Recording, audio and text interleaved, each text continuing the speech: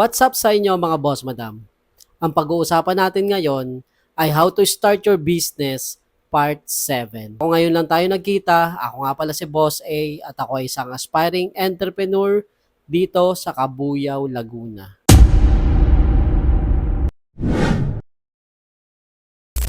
So mga boss madam, one of the reason kaya hindi ka pa makapagsimula ng sarili mong negosyo, ito ay dahil pamilyado ka na or meron ka ng pamilya. Itong topic na ito ay nakuha ko sa idea ni Boss Kong TV. Nung mga panahon na meron pa silang Payaman Talk podcast at merong isang topic doon na about sa airpot ni Boss Kong. At sinabi niya na nahirapan ng mag-take ng risk ang kanyang airpot dahil meron na itong binubuhay na pamilya. At naniniwala ako na isa itong valid na rason kung bakit napakahirap talaga mag-take ng risk kapag ikaw ay pamilyado na. Lalo na sa pagsisimula ng sarili mong negosyo. Dahil napakarami mong i-consider dito. Nandyan ang daily needs, monthly bills, matrikula ng mga bata, at marami pang iba. Pero ito mga boss madam, ang pinaniniwalaan ko. Kapag pumasok sa isip mo na gusto mong magnegosyo, kahit ano pang estado mo sa buhay, maging single ka man o pamilyado ka man, ay isa itong calling at gift